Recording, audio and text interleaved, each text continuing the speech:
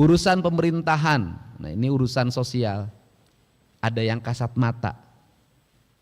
Di jalan-jalan menuju gedung DPRD ini, di perempatan-perempatan masih banyak orang yang minta-minta, orang yang ngamen.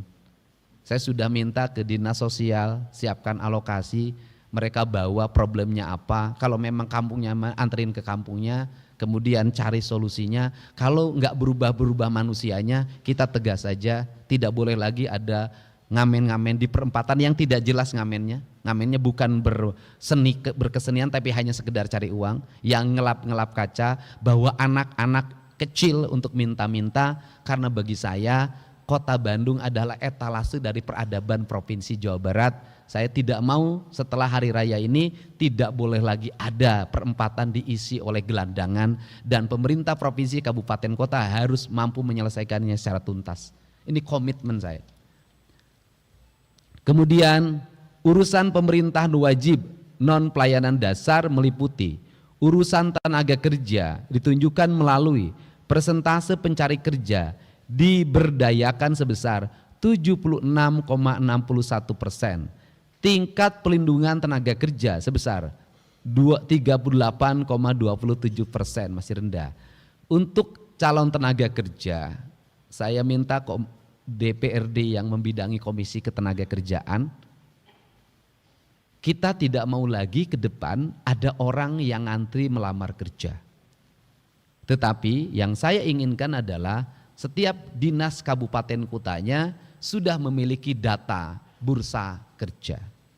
Seluruh angkatan kerja ada di datanya, dan kemudian perusahaan yang akan merekrut tidak usah mengumumkan pendaftaran calon tenaga kerja. Cukup mengakses nama-nama yang dibutuhkan di perusahaan itu, kemudian diseleksi, setelah diseleksi baru mereka mengurus persyaratan kerja. Saya ingin persyaratan kerja itu diurus setelah dia dinyatakan sebagai calon tenaga kerja. Karena kalau persyaratan kerja dibuat ketika melamar kerja, orang tidak punya duit harus ngurus persyaratan tenaga kerja.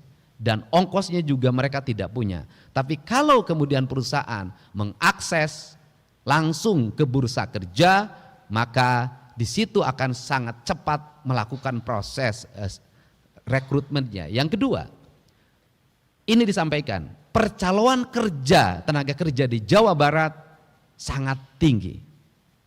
Banyak sekali oknum, baik oknum aparatur, oknum karang taruna, oknum ormas, oknum LSM, oknum aparat desa, dan oknum manajer personalianya bekerja sama melakukan rekrutmen, dan di situ berbayar. Angka pembayarannya itu dari kisaran 3 juta sampai 30 juta per orang.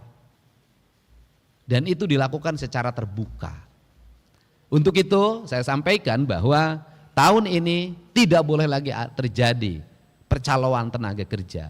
Yang lebih menyedihkan lagi adalah orang untuk memberikan suap atau pungli calon tenaga kerjanya, banyak yang minjem ke bank emok.